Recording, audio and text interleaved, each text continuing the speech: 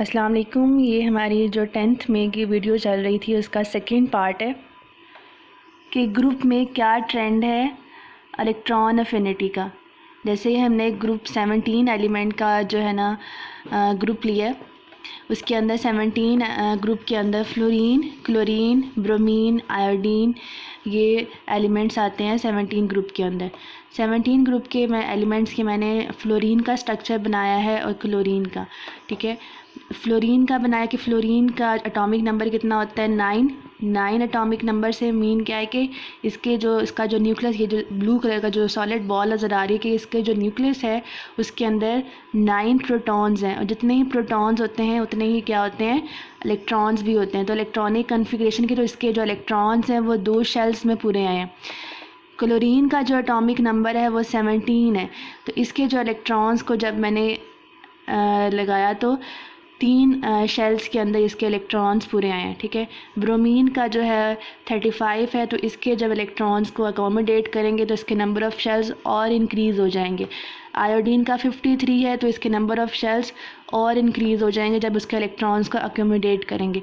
ठीक है, अच्छा, तो जितना ज़्यादा जैसे अफेक्टिव न्यूक्लियर चार्ज को देख लेते हैं कि अफेक्टिव न्यूक्लियर चार्ज क्या था कि न्यूक्लियस की force of attraction for outermost shell के लिए हमने पढ़ा था कि जैसे जैसे number of the shells increase होते जाते हैं वैसे वैसे जो अफेक्टिव न्यूक्लियर चार्ज है वो आउटर मोस्ट शेल, मतलब अफेक्टिव न्यूक्लियर चार्ज मतलब कि जो फोर्स ऑफ अट्रैक्शन है न्यूक्लियस की आउटर मोस्ट शेल के जो इलेक्ट्रॉन्स हैं उनके लिए कम होती जाती। जैसे यहाँ पे अफेक्टिव न्यूक्लियर चार्ज ज़्यादा है, यहाँ पे अफेक्टिव न्यूक्लियर चार्ज मतलब force of attraction for outermost shell के लिए वो कम हो जाएगी।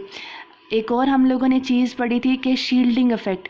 शील्डिंग इफ़ेक्ट क्या था कि शील्डिंग इफ़ेक्ट ये है कि जो फोर्स ऑफ अट्रैक्शन है न्यूक्लियस की फॉर आउटर मोस्ट इलेक्ट्रॉन्स, ये आउटर मोस्ट इलेक्ट्रॉन्स के लिए फ़ोर्स ऑफ अट्रैक्शन वो कम हो जाती है, कम करते हैं या जो कम हो जाती है किस वजह से, जो अंदर जो इलेक्ट्रॉन्स हैं, ये जैसे इनर शेल्स के अंदर जो इलेक्ट्रॉन्स हैं वो फोर्स ऑफ अट्रैक्शन जो न्यूक्लियस की उसको कम करते हैं। जैसे अब यहाँ पे 2 इनर मोस्ट इलेक्ट्रॉन्स हैं। ठीक है, यहाँ पे कितने इलेक्ट्रॉन्स हैं, 10 इलेक्ट्रॉन्स। तो 10 इलेक्ट्रॉन्स जो है वो मिलकर जो न्यूक्लियस की फोर्स ऑफ अट्रैक्शन है फॉर आउटर मोस्ट शेल के लिए उसको कम कर रहे हैं, मतलब इसके अंदर शील्डिंग इफ़ेक्ट ज़्यादा है एज़ कम्पेयर टू इसके। तो जितना ज़्यादा शील्डिंग इफ़ेक्ट ज़्यादा होगा उतनी ज़्यादा जो है फोर्स ऑफ अट्रैक्शन जो न्यूक्लियस की कम होती जाएगी फॉर वैलेंस शेल। जितनी ज़्यादा फोर्स ऑफ अट्रैक्शन जब कम होगी तो जो इनकमिंग इलेक्ट्रॉन, मतलब जो हम लोगों ने बाहर से इलेक्ट्रॉन को ऐड करना था उसके लिए भी न्यूक्लियस की फ़ोर्स ऑफ अट्रैक्शन कम होगी। इसीलिए जो है ग्रुप के अंदर जो है इलेक्ट्रॉन अफिनिटी कम होती है एज़ कम्पेयर टू पीरियड के अंदर, क्योंकि जो है अफेक्टिव न्यूक्लियर चार्ज जब इस तरफ मूव करते जाते हैं वो वैसे वैसे इंक्रीज़ होता जाता है और उनका शील्डिंग इफ़ेक्ट वैसे उसका कोई असर नहीं होता क्योंकि उनके अंदर जो है नंबर ऑफ़ द शेल्स जो है वो चेंज नहीं हो रहे होते। जैसे अब हमें यहाँ पे नज़र भी आ रहा है, वैल्यूज़ देख रहे हैं। फ्लोरीन के इलेक्ट्रॉन अफिनिटी की वैल्यू है -328, क्लोरीन की कितनी है 349 की, इससे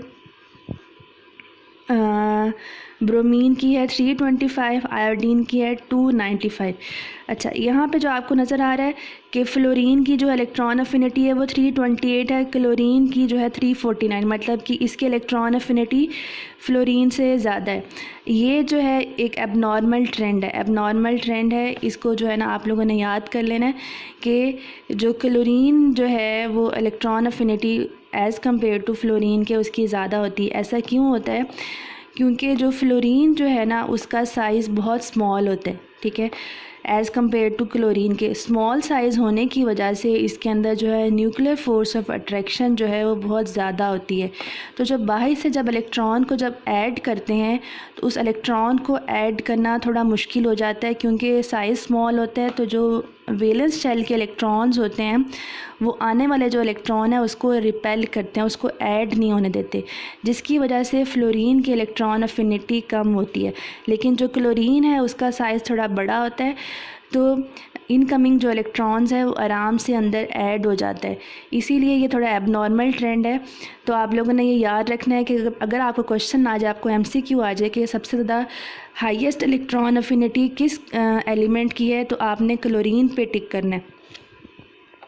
और आपको यहाँ पे जैसे ज़ीरो वैल्यू नज़र आ रही है नियॉन की इलेक्ट्रॉन अफिनिटी कि नियॉन जो है ऑलरेडी एक स्टेबल नोबल एलिमेंट है, ये इसके अंदर ज़रूरत होती ही नहीं है इलेक्ट्रॉन को ऐड करने के लिए, इसलिए इसकी जो ज़ीरो इलेक्ट्रॉन अफिनिटी है। ठीक है, और आपका जो होमवर्क है वो है ट्रेंड्स ऑफ इलेक्ट्रॉन अफिनिटी। तो आपने यहाँ से लेकर यहाँ तक आपका ये होमवर्क है।